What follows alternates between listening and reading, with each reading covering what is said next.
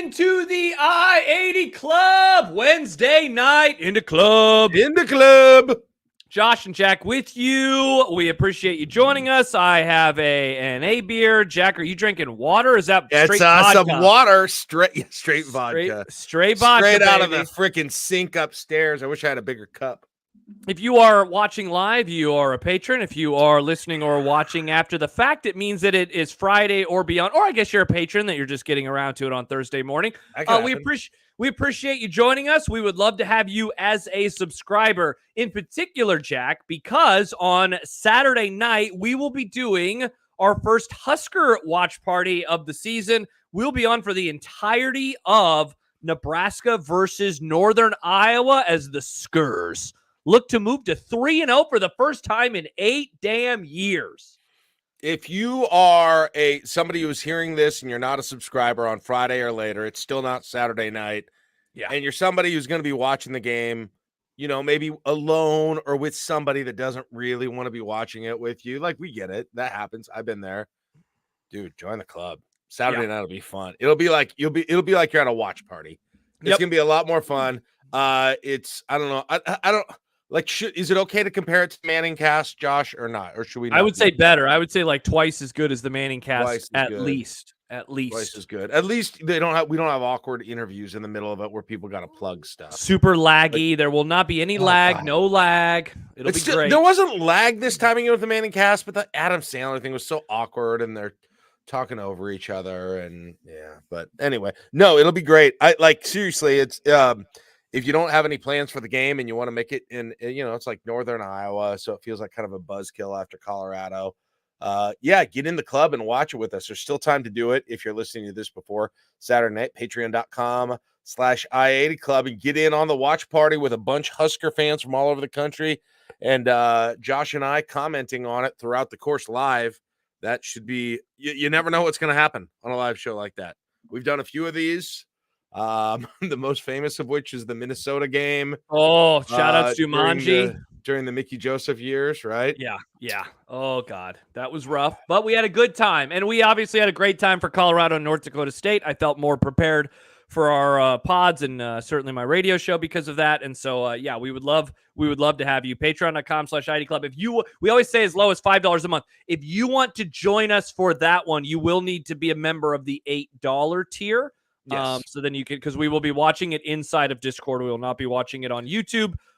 So we will be watching it on Discord. So join us there. Just a tiny bit of house cleaning. Next week, couple things. Alex Kirshner is going to join me. We're going to have another +1 pod that will go up on Thursday. Nebraska has a Friday night game, so we will be opening up Saturday morning coffee the day after as a free-for-all. So that'll be for everybody because it'll be our post-game show of sorts. And then Jack and I are trying to figure out exactly what we want to do in terms of the rest of kind of the Saturday and maybe in the lead up to it, just because a Friday night game kind of throws everything off on our end. So we'll have more details next week. Do we have a board meeting before then? We might ask. We do not. We do not. All right. Well, if you guys have opinions on how we do the Saturday when there's no Husker game and there will be one the Friday before, we're open to suggestions. I'm not saying we're going to take them for sure, but do we do a morning and a night? Do we just do one? Do we have kind of? Do we try to sneak in an extra pod on Friday sometime that is a little bit of a preview? And if so, is it okay if there's not interaction because we record it prior to yada yada yada yada yada? Yeah, I'm whatever.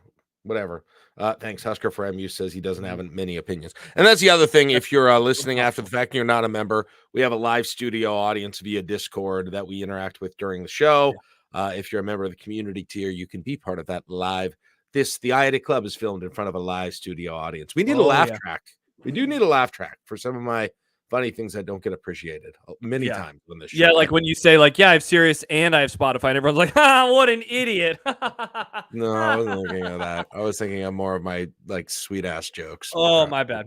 And then the other piece of house cleaning, NFL pod moving forward. Shafe and I have decided we're going to record it on Mondays when we do it. Mondays at 7:45 a.m. So for our morning heads out there who don't listen to Jack's show, sorry, and you want to join us for some fresh or just open up both streams at the same time. Support everybody. But if you want to join us for that. It'll be this Monday, 7:45 a.m. We'll be on until about 8:30. And then when we do pods moving forward, we will be doing it on Monday mornings. Or you can listen to my show live and then catch and then that watch on the it later. pod, Yes. later.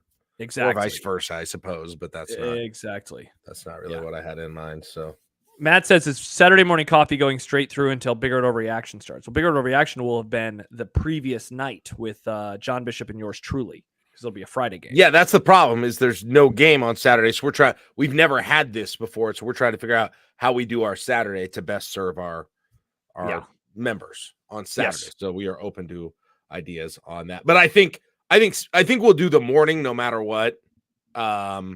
It's just, do we do anything else? Do we do a Saturday night pod is the question, and / do we do a bonus pod sometime before then? So Bravi, also listen to my show. Yeah, so there's many shows. Let's just get every morning radio show host in the club, Gary, promoting their stuff. stuff. In the green room. Come on in. Let's get Gary in. He'd be great. It'd be fun. Yeah, exactly. Todd, Tyler, come on in. You're here too. Everybody is here right now. So yeah, there you go. That is thus ends the house cleaning. Let's get into some content. Real quick, I think the word you mean to say when you say it, I think is housekeeping, not house cleaning. House cleaning? You're right. It is housekeeping. My bad. Housekeeping. I thought that when I said that wrong, I was like, I think I'm saying this wrong. You want men for a pillow? Bruce says, bring in Matt Peralta. Let's get Matt back in here too. He was an afternoon guy, but come on in, Matt. Your show sucked, but come on in. I only turned to that show because I needed something during commercial break. Let's get Carol from KFOR over here. I don't know who that is. Let's get her. That's a Lincoln thing. I don't know who that is. Yeah. Oh, all right. There you go. Okay. Let's go. What are we talking about tonight? Jack, Where do you want to start, sent me a million topic ideas. We have many topic ideas on many sides. This is what I do, being a kind of a quasi solo radio host, is I just like puke out tons of things that I could. This is how I prep for shows. And so a little like inside baseball. So lately I've been emailing Josh, like my not stream of consciousness, but just like all these kind of conversation starters that I have. And Josh is always like, that's a lot of stuff that we're never going to get to, which it usually is. Let's see. All right. People here, by the way, more of these topics. We need 1,000 subscribers, and then Jack can just do this forever and ever and ever. So if you want all of Jack's stream of consciousness, that's how you make it happen. That's the idea. Eventually someday, I-80 Club is just a TV station that's on 24/7, or at least DirecTV, or at least like 12/7. There you go. Nobody really says 24/7. That's a lot of time. No, like 7 to 7 or 8 to 8. 7, no, screw that. I'm sleeping in when that happens. Yeah, you don't have to be on in the morning. 10 to 10 or 11 to 11 What's will be the best time to do an internet show, do you think? Is it like 1 o'clock because people are at work and it's after lunch? 2 o'clock? Like what we're doing right now? Yeah, like what's the best time to do a YouTube show? Is it like 2 o'clock because people are at the office? Is it midday? Is it more of like a 10 o'clock situation? Changed because YouTube is so available on smart TVs now. Yeah, it definitely is. Definitely is. It might be night now. I think it might be night. D'Lo says not Monday at 7:45. Sorry, Josh. That works best with our schedule, man. I'm sorry. Yeah, I'm sorry. You can watch it on demand whenever you want to. Yeah, exactly. Whenever you want to. Yeah, exactly. Okay, I have a question to start things off. Perfect. Patrick Mahomes talked about Dylan Raiola today in his press conference for the Chiefs. Yes, Are you surprised this is still going on? Even though Mahomes did not, I repeat, I don't know if you guys heard this, Mahomes did not come to Lincoln for the Colorado game on Saturday. That did not happen. Yeah, I'm sorry. I apologize. For that. You were not the only one who had that info. I was saying it on the radio. I did the afternoon show on Friday. I was like, Mahomes is going to be here. Get ready. Then it didn't happen. Tough look for me. But nonetheless, like, this thing won't. I guess maybe I'm not surprised by it, but I'm definitely not surprised. Are you surprised people are asking? Let me ask you this: are you surprised people in the Kansas City media are asking Mahomes about it? No, mainly because of the game that it followed, right? Like because it was the Colorado game, and because this was the first time that Dylan was seen on like such a national level, and that there was so much discussion about him, and then that it turned into this whole like, wow, he there's like a cosplay with this situation. I'm not, and like, I wonder if he's asked about him if people don't know the background, and I guess I can't speak to the Chiefs people who asked the question, right? Like, I don't know if they know for sure about about their relationship. But I think that probably played a part in it too. So I'm not. D'Lo says I don't love the comparison. It cheapens him. I don't know if he's saying it cheapens Mahomes or it cheapens Dylan Raiola. Probably Dylan. I know that we talked about this a little bit during during our UTEP post game that we did a couple of weeks ago, and I had been kind of not offline, but I just hadn't been involved in all of the conversation that day. And it seemed like from what you were saying, and I eventually learned this, like some people were really annoyed by this comparison, which I found like really like. He's getting compared to the best quarterback in the NFL. Like, why is that a bad thing? But when it gets into mannerisms, I can see why some people are like, I don't really want it to turn into this. You know, I don't want him to. He did the little jumpy jump thing, which I would have never known was a Mahomes thing. Do you know what I'm talking about during his warm-ups? Yeah, we played that on my show today. He's raised his knees up. Yes. And people were like, that's a Mahomes thing. I didn't know Mahomes had the trademark on jumping high with your like a frog, but nonetheless, like people are starting to get annoyed. I'm still not annoyed with it, to be honest. Like I still, just because I think it has so many good net results in terms of marketing, so like, and it's like gets name recognition out and all of those things. So I still think there's more good than bad in the whole thing. I sort of get why people are a bit maybe annoyed with it, or like, okay, this is all being taken a little bit too far. But again, I think the net result on the program is more good than bad out of the whole thing. I just wonder if it just like does it keep going forever during the course of this year? Like that one day people always compared Kobe Bryant to Michael Jordan, right? So like probably. Oh my gosh. That's I saw Brendan mention that in the chat. Like I remember when I was in college, Kobe was in his first All-Star game. And they would play the sound of his interviews, and they're like, dude, he's trying to talk like Jordan. He's trying to talk like Jordan. He's trying to play like Jordan. He's trying to make his voice sound like Jordan. And he got killed for that in the late 90s. And that obviously didn't turn out to be a problem. Yeah. I think Keena has a good comment. I bet opposing fans are going to get so annoyed if they keep bringing it up during game broadcasts. Probably. Yeah, for sure. I don't care, but good. You know what I say? That awesome. Good. Fine. Yeah. Sweet. Especially if he's doing well, that's great. Anything that I know, we've had so many freaking things about other teams that have been annoying to me. So is he out? Yes. Sorry. Yeah. I can think, Jack. I can think of worse things to be annoyed by, like 100%. You know, I can think, like Brendan says, it's just something young dudes do. Yeah. Again, to go back to the Kobe Bryant comparison, Kobe tried to emulate Michael Jordan, and then players came in and they tried to emulate Kobe Bryant. The difference is obviously like Kobe was pretty much the same height as MJ. Very similar body type as MJ, played the same position as MJ. And you can say the same thing about Raiola. Now, you know, he has the same haircut as Patrick Mahomes. He has the same throwing motion. But, like, is that really that big of a surprise? Like, people try to be like Steph Curry today, just like, you know, women are going to try to be like Caitlin Clark moving forward. Like, I said this on the radio today, but imitation is the sincerest form of flattery, you know, and the good thing is he's backing up the play. Like he's not doing this and looking like shit at the very least, right? So far, like he looks, that's the problem. That's what I was worried about at the beginning of it. Yeah, you don't want like if he's doing this and chucking the ball to the opposition 4 times a game and he's throwing across his body, like that's not going to be good. Can I ask you, like, what if? Well, I mean, I guess this is the whole thing. I was going to say just like, what if he didn't look like him? You know? Yeah. Well, okay. I'm happy you said that because I just got another comparison in my brain. And I know I don't want to say like you don't like the NFL, but I don't remember how much NFL you watch. Do you ever watch Jordan Love and think, wow, he's trying to do an impression of Aaron Rodgers? Because I watch Jordan Love. Really? And I think that he does things that Aaron Rodgers did in his prime in terms of like throwing off his back foot, fade away type stuff. And I don't think that Jordan Love is as good as Aaron Rodgers. And so I'm like, he's doing a bad impression of Aaron Rodgers, and I think it's going to come back to bite him sometimes. Would people treat it differently if the looks weren't a part of it?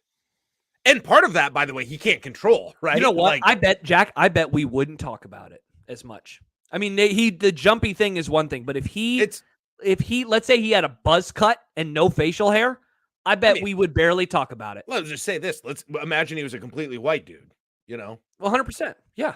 Exactly. Isn't it the biggest part about this, the hair? Isn't that like I feel like with the hair and then the sunglasses, everything else just kind of falls into place. But if the hair and the sunglasses were different, it would be way different.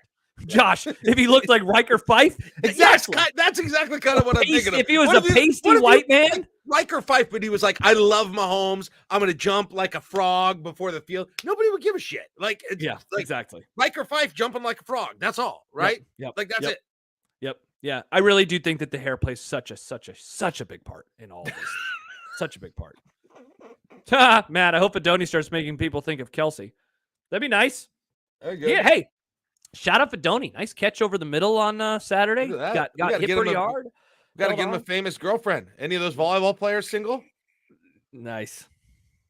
I don't know. You're the volleyball guy in this. My daughter would know. Oh my gosh, Gila, that picture of Riker.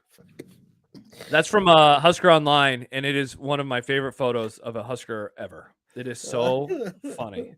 Oh God, that is such. Shram says Rodgers copied Favre a ton, even down to. Dude, he did the chin strap thing. Do you remember Brett Favre, how he would unbutton his chin strap after every play? Do you remember that about Favre? Kind of. Now that you Aaron Rodgers did the same thing, and then he would button it. So he would unbuckle the chin strap, buckle it onto the other part of his helmet, and then when it was time to do the play, then he would rebuckle it. And then Jordan says Jalen Lloyd, Tyreek. I don't know. I might have compared Barney to Tyreek.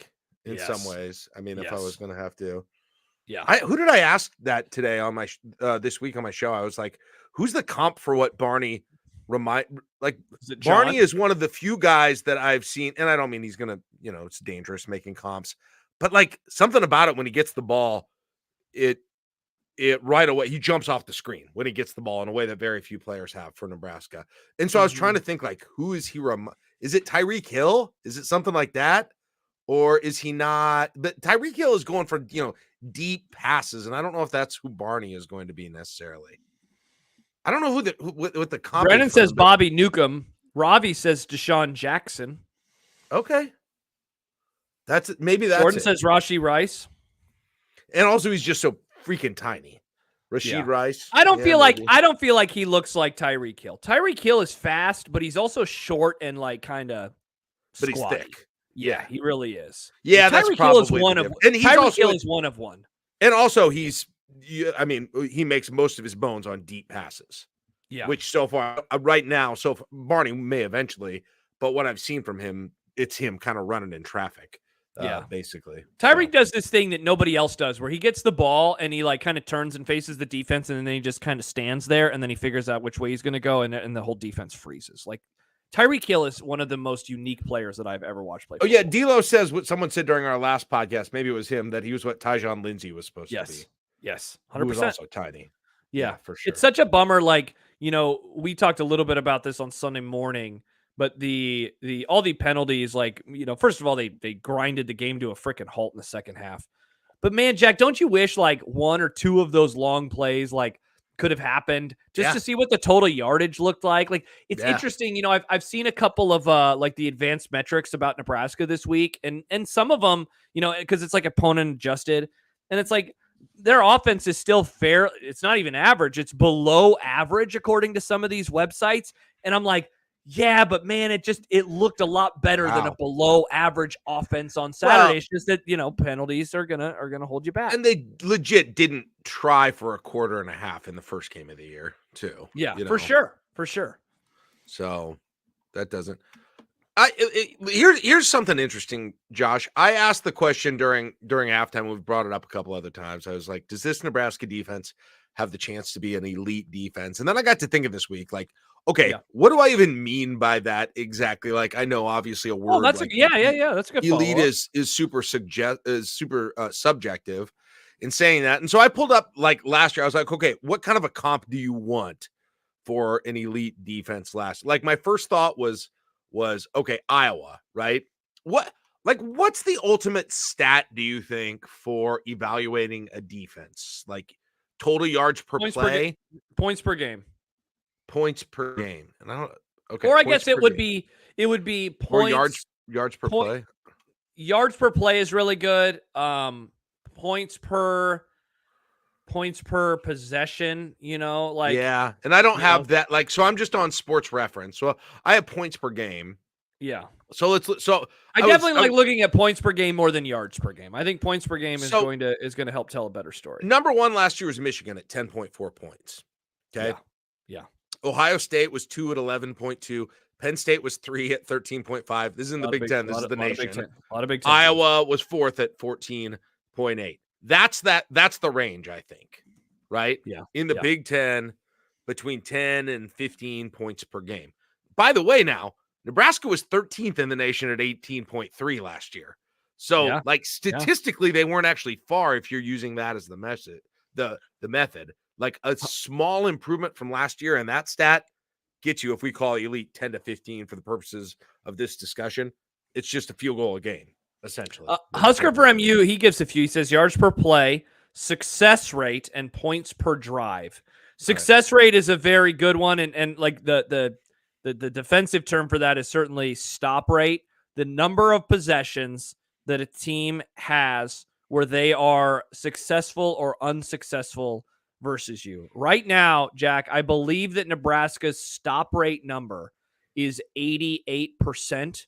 88% of drives that have gone against them have not scored, which is a fascinating one. That said, I will say that in terms of elite, I think it goes beyond kind of the counting stats, if you will. I think that there is something, some of it is like you can see it on the field. Some of it is like an aura that is attached to it. But I think that John has been, I should find his tweet. John has been keeping track of havoc rate this year. And havoc rate, it is, I'm going to scroll just to make sure I have all of the numbers. It's a combination, right, of like what you are doing and like what kind of negative plays are you causing for the opposition. Now, again, this is one stat within a series of stats as I just continue to scroll on his timeline. But they have, here we go. So against Colorado, they had 10 tackles for loss. They had 1 forced fumble, 4 pass breakups, 1 interception in 62 plays. That is a 25.8% havoc rate. So I feel like all of these things kind of rolled into one create create that number that you're talking about, or that definition, elite defense. And I'm not trying to, trying to nail down the one number that does it, but I'm just trying to get the best approximation of like, when I say that, what does it look like and how different does it look than last year, and who does it compare to from last year? If you go by yards per play, which again, I'm not saying is the perfect measure of this, but if you go by yards per play last year, Iowa was number 1 at 4.1 yards per play. Josh, Nebraska was tied for 6 at 4.6 last year. Do you know that? I knew that they were good. I knew that they were in that range. So you know what, Jack? That's why I feel like all of the things that we are saying are really good. But the thing, it goes to your point, by the way, the fact that I throw that out. It goes to the point that you and others in the chat have been making, that it goes beyond these counting stats, as you were saying. It definitely does. Like, Nebraska didn't feel like the 6th best defense in the country last year. No. As that stat would indicate they were. Yeah, and because I was going to ask you, do you think that Nebraska had an elite defense last year? Because I'm guessing neither you. Okay, so we thought they had a very good defense, but we do not think that they had. I thought they had I would say very good defense. So what do you think they were missing? What was the thing that they were missing last year? Was it takeaways? Was it third down defense? Was it, like D'Lo mentioned a couple of minutes ago, that you need all conference players, and that's the thing that this year's team is going to have. If guys stay healthy, they have all conference players on the defensive line at the very least. Yeah, Biff says sacks. Brendan says, he says lots of Big Ten West offenses in last year's stats, so that's true. Husker for MU says last year havoc. That's the thing that they were missing last year. I think that it's a combination, and Ravi says splash plays. Bingo, we're hitting on the thing. All of the those thing things. That gets you from like, wow, top 10 scoring defense, that's really cool. That weirdly is a weird thing to say. That only takes you so far. You need the splash plays. You need the big plays. You want an offense to go against you and say, not only is it going to be hard to score, but they're going to take the ball away from us, and then they're going to give their offense short fields. Like that, all of that rolls in. Biff says the Tommy Hill pick 6. Bingo. That was that type of play is like, oh, that's why this year's defense could be different than last year's defense. I would say everything that was mentioned by the chat, everything you said, Josh, havoc plays, sacks, interceptions, individual stars. The other thing I would add is just coming through in the clutch at the end of games. Yeah. Would be the other thing that impacted my perception of who that defense was, because I saw them not do that in, well, several games at the end of the year when they needed them most. And that, I mean, I don't think you could call them an elite defense when they couldn't come through in the clutch in those situations. 100%. I just think it's really interesting to if and they may not, it may be a factor right now in part of who the opponents have been so far.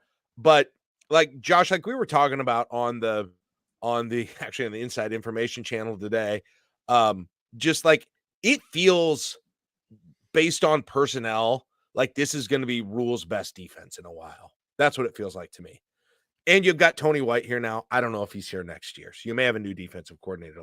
Like this feels like they may get back to it in a subsequent year, but this feels like strike while the iron's hot with this defense. And how good can it get?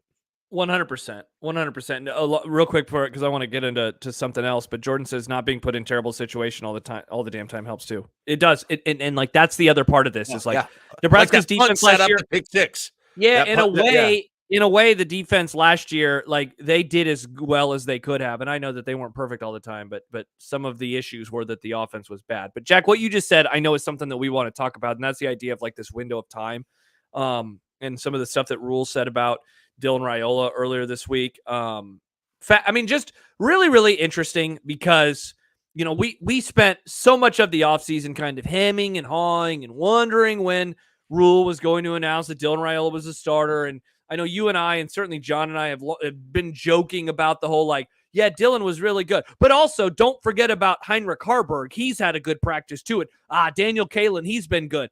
This was one of those first moments, what Rhule said on Monday about other offensive players needing to raise their level, where he acknowledged that it's not, and I'm paraphrasing now, or I'm going to take what he said and I'm going to filter it in my own way. Guys, it's not just that Dylan Raiola is good. He is special, and we need everybody else on our offense to get to his level and what he brings to the table on a daily basis, because, and he didn't say this, but here is the part that I'm really inferring, because we could have a really special season if everybody is buttoned up. I think I asked this question of multiple guests yesterday, and I will ask it now of you, Jack. How good does he think this team is? Because I think going back to the Joel Klatt stuff, I think going back to Big Ten Media Days, and then I think it just crystallized in another way on Monday. I think he believes that this team can be really, really, really good. I think that he believes that they can be in the mix for the playoff in November if everybody is on their P's and Q's. Look, I'm turning that around with another question. Who do you think he was talking to mostly? Because he obviously was talking to somebody there.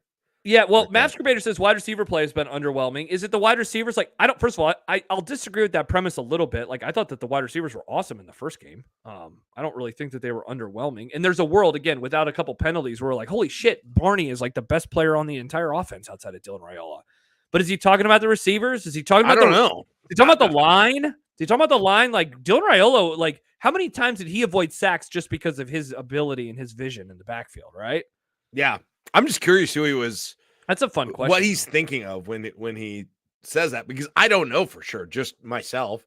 Like, I mean, I can identify that obviously that the second half wasn't ideal, but like, I don't necessarily have, like I do sometimes when the offense doesn't look good, like a big culprit of exactly why. It felt like it was kind of spread out to some degree, the issues that were there between, I mean, he was talking about penalties, I think to some degree. Execution and penalties is what he was talking about in part, if I recall the context of what he had to say. The other thing that was striking about that, Josh, is to your point that you made at the very beginning of talking about this, where we laughed when he was hesitant to praise Dylan Raiola without praising anyone else. Talk about a complete freaking 180, which I know is your point. A complete 180 from, well, yeah, but we got all these two guys, and we got Jalen Gramstead, and he's just like, there's one guy getting it done, and it's our star quarterback. Like that. Like, you know what my immediate thought was when he said that, Josh? Like, man, that sounds like what the coach says that everybody starts to hate pretty quickly for having a golden boy. I'm not saying that that's happening here, but that was the first thing I thought. That the players would feel that way, or that the fans would feel that way? Yeah, the players like, But oh don't you man, think that they Dylan's his don't? golden boy. Nah, see, He can't do I anything disagree. wrong. But like, I feel like it's because it's so obvious how good he is that like, Man, really? I yeah. don't know. I mean, I'm not saying Let me ask you this, and this he is might be completely right. I'm just saying I can't. Like, there's a part of me that wonder how that wet comment like that goes over he's in the been locker saying it room. though behind the scenes, right? Like he's not going to say that publicly unless he's been saying it behind the scenes. Probably. Like DW Listen, says, he gets the benefit of the doubt in the communication for sure. yeah. I'm just saying where my mind went immediately. Yeah, that's so fascinating. I did not worry about that at all. My thought was like, yeah, other guys, get your shit together because you don't want to waste this moment in time with a quarterback like this. DW says Raiola is a real quarterback. Gentle slides or step up in the pocket to buy a second or two. Just a natural, no panic in him at all. And I responded to that. Some of the sacks he avoided were wild. That was the part that jumped out to me with him, and that was what I started thinking about in this whole discussion. He should have gotten sacked multiple times in the second half.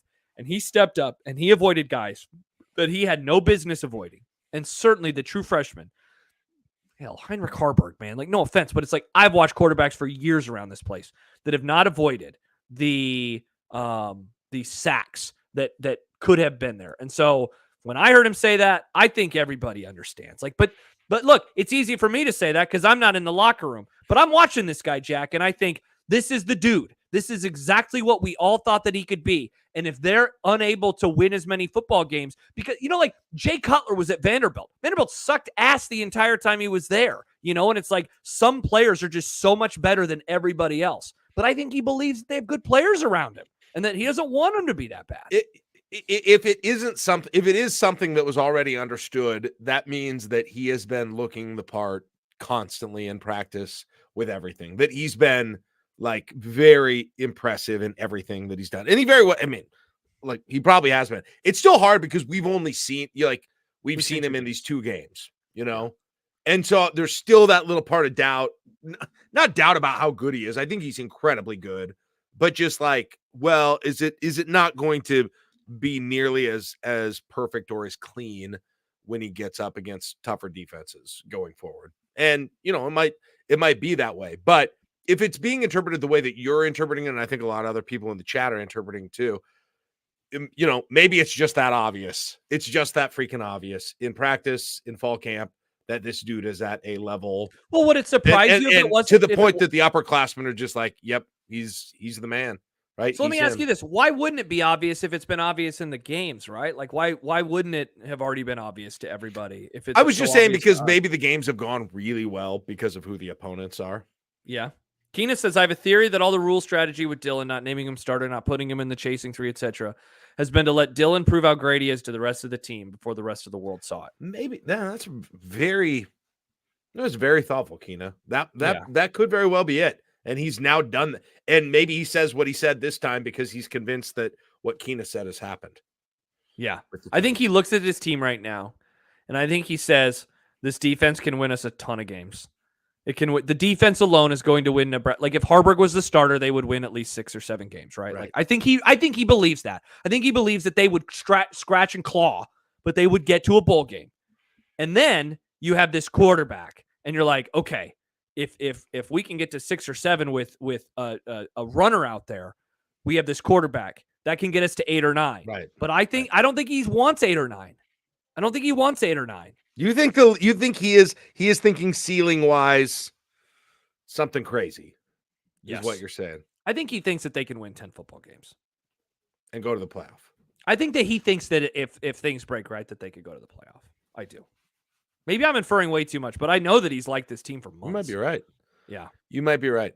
All I had in my mind was dudes who have been playing football for 6 years, like a Banks. And Banks sounds like he's a great guy, so he probably wouldn't do this. But guys who've been playing football for 6 years, like they've got some experience. They're team leaders, and you hear the coach, and they might not have had the perfect game against Colorado, and you hear the coach get up there and say, "Look, everybody needs to play like this guy, right?" And you're just like, "Really, really." But maybe nobody was like that. I hope not. I hope my sort of immediate reaction to that was totally. Well, wait, you think you saying it like after the game? No, I was just saying what he said at the press conference on Monday. How that I'm just repeating what I said before. So yeah. Milo says, does going 10-2 with losses at Ohio State and SC get them in? That's a great question. I probably love not. That. No, probably not. And it's probably because I remember one time you said with 3 losses they'd still be in consideration. Well, no, it's not that they won't be in consideration. I just think that would be really hard because who would be their best win? Oh, so they would have. You're saying because they wouldn't have a quality. They wouldn't have a single ranked win. Iowa dropping out could be. Like Iowa being mid is going to be, a bummer for the schedule. And but the other question is, if you care about them making the playoff, it would Husker for MU won't be enough meat on that 10-2 bone. Does 2 losses though get you in some kind of a tiebreak situation to get into the conference championship game? Though? It absolutely could. You would need a lot of help. You need a lot of help, right? I haven't played all this out, but I can't. I don't know now because with what we know now. Like, what do we think of Oregon? What do we think of Michigan, right? I think lesser of Oregon. I think lesser of Michigan, and I already thought lesser of them. Penn State is kind of the same program that I always think they're. But USC is better than I thought that they would be. USC is better than I thought. But again, if we're counting this as an L, so you probably have to be. You probably got to get that USC game. And if you get that, hell, might as well just go for 1 loss, right? Dude, if they beat USC, like that could end up being the sneaky biggest game of the entire season. Yeah, sneaky biggest game of the. Then I guess you get your rematch against Ohio State in Indy after Good that. Lord. So you got so then you have 2. So what if you have 2 losses and they're both to Ohio State? And by the way, because a couple of people were saying Illinois, Rutgers, Indiana could be better, big or easy. No one worried about Indiana at all. For the record, this was more of trying to game out the number of ranked teams. That they will have beaten. And I still think that if they lose to USC and Ohio State, I think that the answer is 0 ranked wins. But I am not giving ranked win. I'm saying at the final top 25 that comes out the day that they announce the playoffs. That's what matters the most. It's not if they're ranked the day they play them. I'm talking about end of season top 25 wins. Because Illinois and Nebraska will probably be a ranked matchup on Friday night. Do you want to hear something just that blew my mind about this? And I'm still not convinced I maybe missed something in going through the old schedules. But I went back and looked at the last ranked versus ranked matchup in Memorial Stadium for Nebraska. Do you know how far I had to go back? Last ranked? Oh my gosh. It is shocking. Is it 2010? Now that's actually too far. You actually went too far. I went too far. Believe it or not. Is it Wisconsin in 2012? It's the following year. It was the first one that I saw, and again, I could have made a mistake. I don't think I did though. 2013 UCLA game in 2013. Oh wait, my bad. This was last ranked versus ranked. I was thinking of ranked wins. Really though, that's the last time that they had ranked versus ranked versus ranked, like a game that's that big. If people are looking at it just at the numbers of the national perspective, there has not been a matchup. Nope, not Michigan State in 2013. Michigan State. Yeah, Nebraska was unranked. They had fallen out by that point in time. Yep. That is insane, Jack. Isn't that crazy? Wow. That stat is mind-blowing. Where's Illinois? Are they 26, 27 They're 26 right now? in the AP. They're 26 in the AP, and they play Central Michigan on Saturday. So they just you ready for this? Boston College is 24th, and Boston College is playing Missouri, and so Boston College will probably lose, and then they will fall out, and Illinois will probably sneak in. So that's probably your first ranked-on-ranked matchup in Memorial Stadium for over a decade since Bo Pelini. That's crazy. Yeah. G-Shram, we weren't ranked in the 2016 Oregon game. No, they were not because they were coming off a sub 500 season. Now, I thought there was one obviously, but I thought there was one in 2016 too. There's not. Yeah, the ranked games were always on the road outside of Oregon. Yes, they played. Ravi asked about 2014. No, we did the Miami. Be kind. Miami was not ranked at that time. Yep, Miami wasn't ranked. And then they played Wisconsin. That was a road game. That was Iowa, a road game. That was a road game. Yep. And then Southern Cal on the bowl, they were both ranked too. Yes, exactly. Wow. But that's it. And Michigan, it was East Lansing, and they were both ranked there. It just hasn't happened in Lincoln. Yeah. So you talk about the lack of big game atmosphere that's happened in Lincoln. It's no surprise why. Well, there literally hasn't been a big game in terms of two good teams in Lincoln. Yeah. That's even happened. And I'm not even going back to when they won one. Who knows how far? I guess you go to Wisconsin probably the previous year to when Nebraska won one of those. Well, was Wisconsin ranked? Was that ranked on ranked? I forgot to look it up. Let's see. Because Wisconsin got off to a bad start that year. Wow. Nope. In fact, there was not a ranked on ranked in Lincoln in 2012 either. So let me scroll back to 2011 real fast. There was. Okay. So their last ranked on ranked home victory is Michigan State 2011. When they just kicked the shit out of that. 13-9. Yeah. Yep. That's crazy. That was the second game in Lincoln I ever took my son to. The Michigan State game? Yep. Dave, how about this? Only 7 ranked on ranked home games this century. 2001 Notre Dame, 2001 Oklahoma, 2006 Texas, 2007 USC, 2010 Missouri, 2011 Michigan State, 2013 UCLA. You guys, that's insane. That's wild. These are insane stats. And to think you're going to break it with this Illinois game on Friday, which is just sneaking up weirdly. Just like seeing it because we didn't think Illinois was going to be good. And they still may not be. Like, I don't know why they're currying the favor. I get, the Kansas win, obviously, is the answer to my question. But it's just a weird game to be. It's the biggest game, technically, by some measure, at least the biggest game in Memorial Stadium for a decade. Illinois on a random weird-ass Friday night in Lincoln.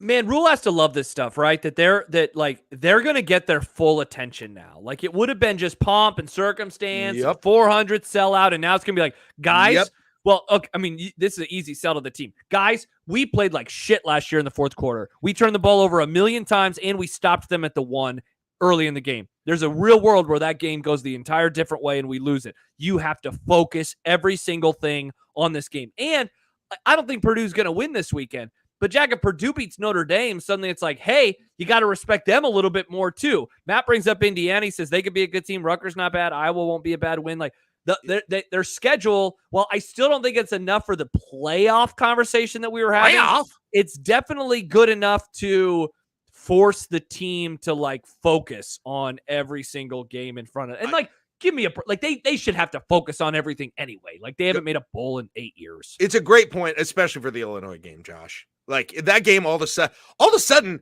that game's going to take on a weird. I'm not saying it's going to match the intensity for Colorado, but you combine the kind of novelty of a Friday night, the sellout streak thing, the ranked on ranked thing, right? In Nebraska, fans having another hopefully 2 weeks of confidence bubbling within them, like, and then this whole kind of notion that all of a sudden Memorial Stadium is gone from in 2 months not even being ranked in the EA Sports rankings for best stadium atmospheres or best home field advantages to like the cool new kid on the block for everyone, and people are going to want to keep that whole thing going. Like all of a sudden that game is going to. You just got this streak. The one thing about this game and the early schedule, Josh, and I think you were kind of getting at this too. It could not set. This is a custom made schedule. This schedule is so good, including this game this weekend. It is so perfect for it's yes. What's coming up. We've long been incremental steps, Yeah, we've long been talking about how it's like, it's perfect for Nebraska getting off to the 7-0 start, but it's also perfect in what you just mentioned, and it's perfect too, Jack, for matchups. Like, and I'm not the first person to make this point, but UTEP was like this great preview of how the type of offense that they would see versus Colorado. You could say the same thing now this week, where they're going to face a Northern Iowa team that is certainly a very, very, very, very poor man's version of Illinois. But at least they're going to try to run the ball, and then they'll see the better version of it. But all these teams getting off to the starts that they are, like, on one hand, you could say, but it's going to make the schedule tougher, Josh. Fine, that's fair. But it's also going to require extra focus from the program in a way that's going to be really important. But you know what? DW hits on it too. He's talking about the Illinois Friday night game. That's going to be another cauldron game. Good 100%. Luck, Illini. Dude, that atmosphere, and I've been thinking this ever since the game was announced as a Friday game. I think it's going to be a younger atmosphere. So I think it's going to be a fiery atmosphere. I think it's going to be a drunk atmosphere. I think there are going to be a lot of old heads who are like, nah, I don't really want to go to this game. It's a Friday night. And I think that's going to work what I was getting for at. Yeah. Nebraska. That's what I was getting at. It's going to be a weirdly like like I said, I don't know that it'll exactly match Colorado, but I don't think it's going to be far from it by the time you get to that Friday. Which is crazy to say, but dude, I agree with you wholeheartedly. You just won't quite have the personal animus toward their players or coach. You won't be able to quite get to that level. But beyond that, yeah, it's got all the ingredients. It's got all the cauldron ingredients in there. The witch's brew. Yeah, it's right there to be. Yeah, that game is about like, hey, let's finish off the 4-0 start. Like we didn't get to our fourth win until the middle of October last year. Let's do it in the first damn month of the season. Let's finish off this 4-game home stretch going undefeated at home. I swear we're going to be sitting here a week from now and we're going to be like, or maybe other people, we're talking about it now, so it might not sneak on us before, but people are going to be like, dang, this is a weirdly big game that kind of snuck up on me here with this. Again, I thought of it as the novelty Friday night game, but yeah, but it's going to end up actually being like an important one. Are you coming to the Blur? Are you going to stop by and see us? I don't know. Well, I don't have tickets yet.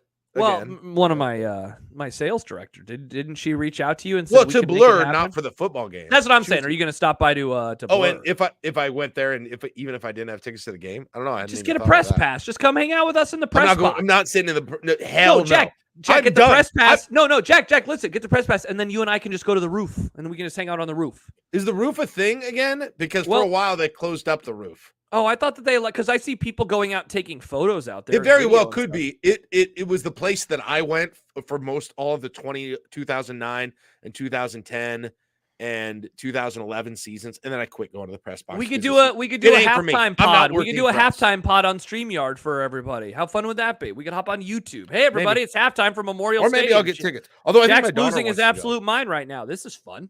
It's going to be fun. And again, it's going to be this weird because it's Friday and we're gonna have our weekend still ahead of us. I know it's gonna be. And Jack, dude, this weekend kind of sucks, which we'll talk about on Saturday in the Saturday flight. Have you taken a peek at the Saturday, the day after the Illinois game? That night, that prime time especially. Yeah. Yes, it's great. It's great. There's a lot of interesting games. Hey, real quick, I wanted to give you guys. You were talking. You referred to this, Josh. I want to give you a full sort of schedule for Nebraska's next 4 opponents, I guess, just to kind of gauge where they may be when Nebraska plays. Illinois plays Central Michigan. They will likely be unbeaten and likely be ranked. Purdue has, so that's the next one. Nebraska will go to Purdue after the Illinois game. They face Notre Dame this weekend, right? And then they go to Oregon State after that. So, yeah.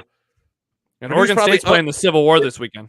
Purdue's underdogs in both of those games, I assume. So so Purdue maybe could look at Rutgers has only 2 games as well. They have a bye week, I think, this week. They go to Virginia Tech. I believe it's next week.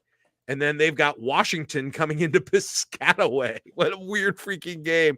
Washington. Oh, isn't that a really late? Isn't that a super late game? Oh, yes. There's something weird about. Well, it's at Rutgers though, so I don't think it's late. Oh, never mind. No, I'm thinking of the Rutgers USC game. That is like a 10 o'clock game. No, so you got Rutgers has at Virginia Tech and Washington. There's 2 scenarios. There's a scenario where they lose both of those games. There's also a scenario where they win both of those games and they're like top 15. Yeah, with them. And then Indiana. So they've got in what's we're getting to weird Big Ten game season already, Josh. Because UCLA this Saturday, the same time as the Nebraska game. At UCLA in the Rose Bowl against Indiana. Get ready for the sunset. Then they've got Charlotte at home.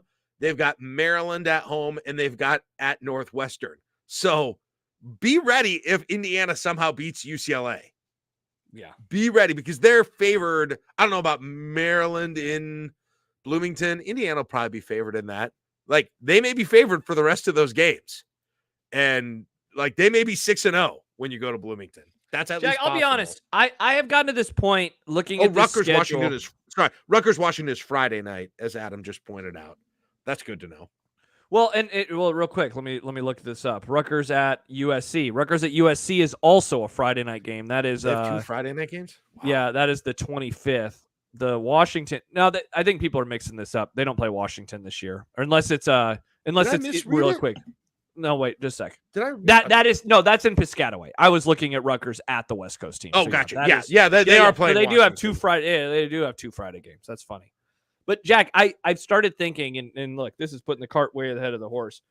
But man, I've started wondering, like, do I need to plan on driving to like one of these games and covering it? Like, what are we talking about here with this program? And I know that's kind of been the Like, tenor what do you of the mean? entire, just like going to like a big road game. Like, is there a world where I'm like, maybe we need to be on the road for some of these things? I've started wondering about. I don't think they're going to make it to Indy, but just starting to think about some of these things as they. And again, way too early. They're only 2-0, but I don't know.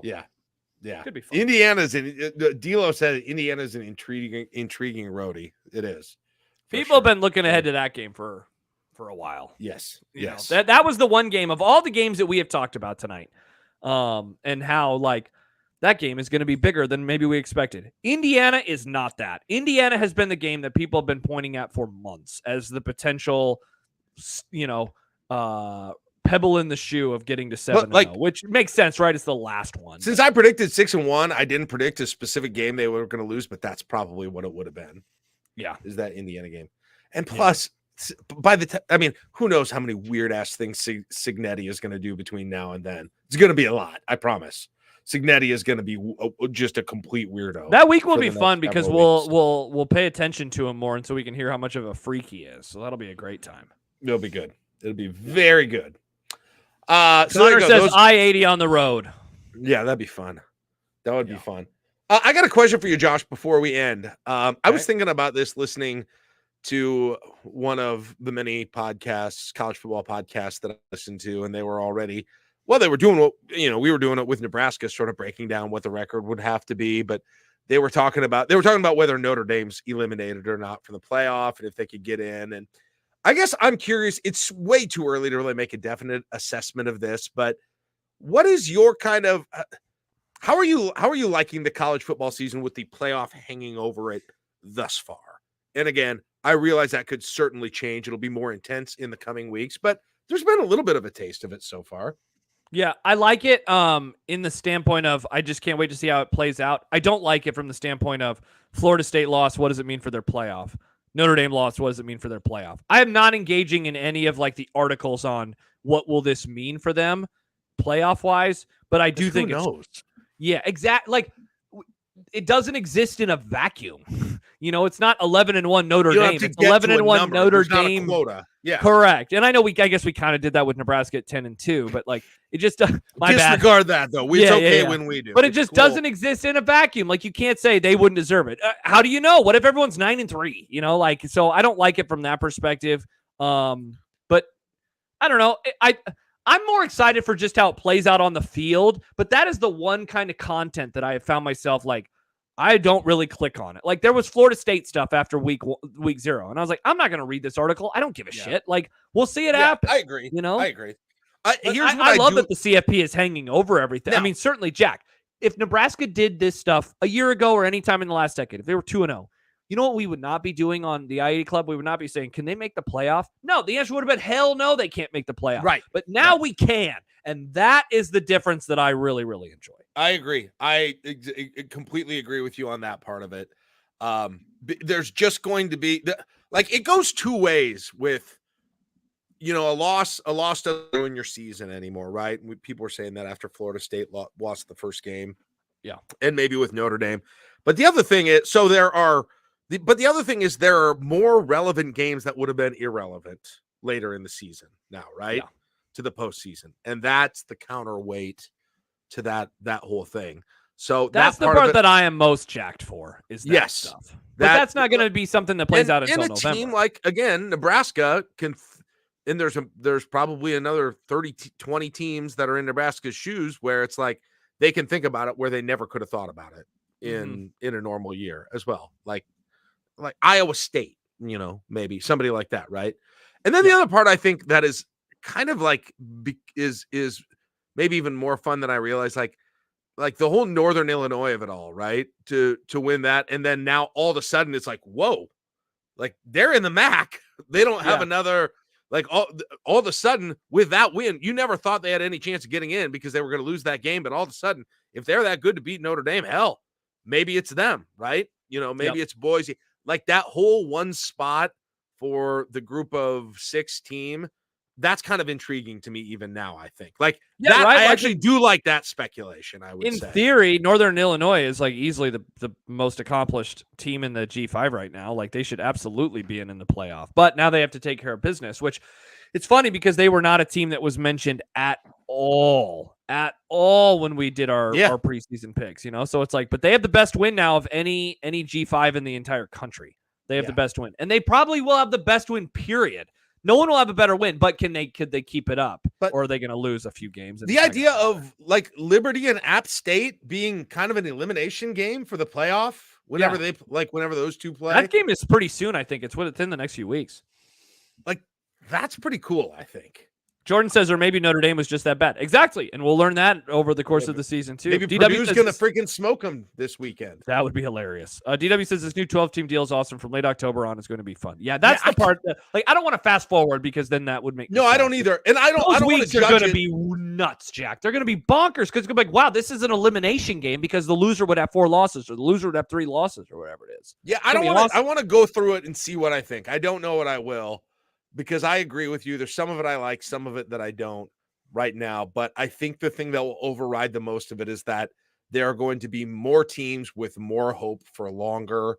And that is going to ratchet up the intensity of everything. And not to go full circle, but I mean, Jack, we're all super excited about the 12 team. And I think we have been. If Nebraska is like actually in the conversation and we're going into the USC game, like Jack, if they get to the USC game, which is, let me find the exact date.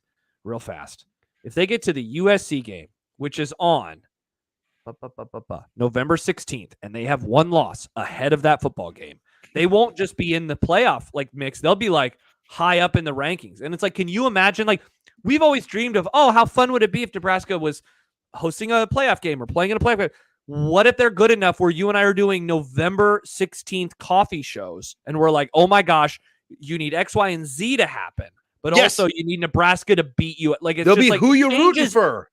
Jack, it changes everything. They'll be who you're rooting for every week too, which is good. Yeah, I don't know. I'm excited to experience October and November and see what it feels like. Chris says if we get to that point, my mental state will be wild. Yeah, you and me both. Really? This is not something that I was planning on having discussions about. And again, perhaps we're going to look like idiots in 2 weeks because they're going to lose on a Friday night. We're going to be like, well, my bad, never mind. Yeah, but man, that's what if we're not idiots, Jack? What if we're not idiots? There's the trip we need to make, by the way. The playoff game? No, LA. Oh yeah, that's too far. What if Jack? What if they were at Alabama in round 1, like Mandel pick? What if we went down there? We did a Saturday morning coffee show live from Tuscaloosa. I don't want to see them get killed in Alabama.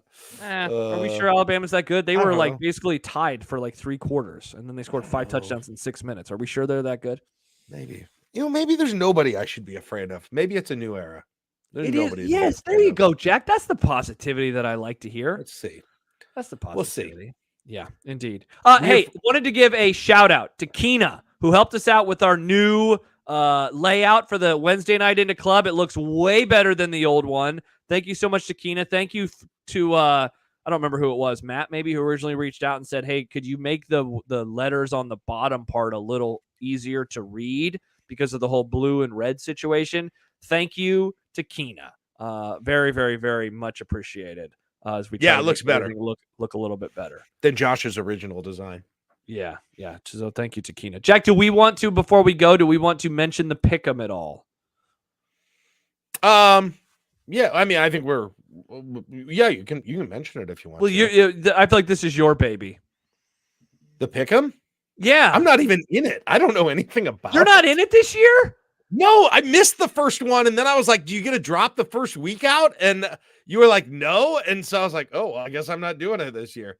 I don't know anything about it. Maybe that gives some background to our text today.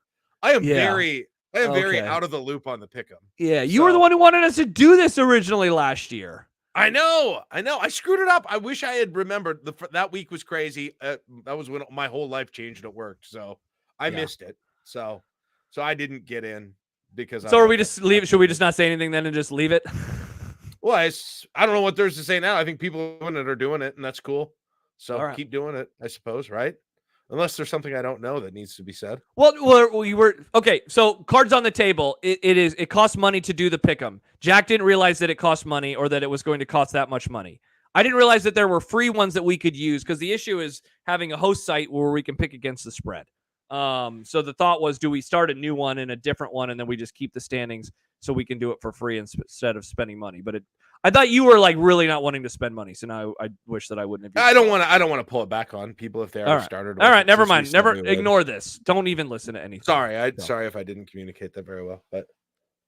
All right. Well, there you go. All right. And if everybody sucks, I can get in on week 3 and still beat y'all, maybe. Well, many people in here are saying they already forgot weeks. Jordan says I missed last week. Keena says I know that was 2 weeks. Yeah, we should have had a drop 1 week in case people forget. But all right. Well, yeah. Very sad. I don't know. Should we keep? Is anybody into it? I mean, if nobody is into it, let's. I'm near the top right now. I'm having a great time. Oh, all right. Why don't you win the money and then you can pay for the website? That'd be nice. Keena, let's just start over clean. Brennan, 10-2 is a bid, and I was never that into the pick'em. Yeah, this is wild. I'm learning I had no idea that you weren't in there. I was into the pick'em. I wanted to do it. I forgot on week 1, and then I was like, I'm screwed. And I didn't want to get in and then, get in and be pot committed and not have any chance of winning. So yeah, didn't want to lose a whole $5. Didn't want to lose a whole $5. I should have done it. I should have done it. I'm sorry I didn't get in it. Very sad. It was my error with having a hell week at work the first week. Yeah. And then I didn't do it last week. So I can still get in if that would make people happy. But it sounds like some people are doing well. Yeah. So. All right. Well, we're back Saturday. 2 shows. 2 shows on Saturday. We'll be on Saturday morning coffee show. I'll be live from Jack, a different hotel in Minneapolis this week. I'm not at the same hotel. Oh, you're going to Minnesota again? Again, yeah. Who are they playing this week? Nevada. They could lose this game. They could lose this game. Nevada's got all those Texas transfers, right? They brought in like 4 guys from Texas that have been really good. Nevada played well in week 0 against SMU. So did they beat Georgia Southern? They were one of my picks that I didn't put in. Nevada? Yeah. They did beat Georgia Southern. I don't remember what the score was, but I think it might have been a blowout. Let's see. They won. Let's see. Oh no, they lost. Never mind. 20-17. I was thinking of the Troy game. So okay, I think that was on the road at Georgia Southern, but okay. Yeah. So yeah, there you go. So we're back Saturday morning, and then I will then be going back to my hotel Saturday night. To the Jordan hotel. Jordan says he's staying in the same hotel. No, it's actually better though, Jack, because I'm closer to the stadium, so I'm hoping that these teams run the damn ball, and then I can get over to the hotel, and Nebraska's game starts at 6:40. So, that's right. I'm gonna have to broadcast the game, aren't I? Unless you want me to bring 3 laptops to. That's what I want. Thanks for the offer. Sure, I would rather not do that. Cool. Yeah. So if Josh is gonna do it with 3 laptops. If anyone wants to broadcast for us, because for some reason Jack can't go full screen, which is very odd. It's very. It's strange. It's actually not a bandwidth issue. I have plenty of that now, but. Yeah, it's a Mac deal. Or I can try and figure it out before then. But yes, if anybody is there and wants to throw it up, they can do that. We've had people who have helped before. So yeah. So if not, we'll be fine. We'll be fine. So Bruce says, will we get pillow talk about the inside info chat today? We're gonna do that Saturday. We will talk about that stuff on Saturday. But just also I want to follow up on some things with some people. But we will talk about the things that were in the Inside Info channel on Saturday, so we can give you many people now, because I got the Dylan Raiola or the Mahomes thing wrong. They're like, oh, Josh doesn't know what he's talking about, which is very sad, very very sad, very sad. But and he also some stuff actually happened. It's just not as bad. Trev was staying. Okay. He also said Trev was staying. I didn't say that in the club, did I? I thought I just said that on my radio show, which is but I assume it's worse. There were a lot of people listening that day. Doesn't that factor into your credibility? I would say as a whole. Yeah, I guess so. Hey, sometimes I'm wrong, sometimes I'm right, but I like telling people things. So there you go. No, that's good. That's good. And by the way, what a great way to promote being in the content tier of the club to our non-subscribers. What are we even talking about? Yeah. What could it be? Oh, I'll tell you. It's juicy. It's juicy. Really juicy. It was so juicy that I messaged Jack about it. I was like, hey, I just posted something. I just wanted to give you a heads up about it. So yeah, and I had a reaction because it was so juicy. Yeah, anyway, so did everybody. Patreon.com/IIT Club. Yeah, join us today. Lowest $5 a month. $8 a month gets you access to all of that stuff. All right, back on Saturday.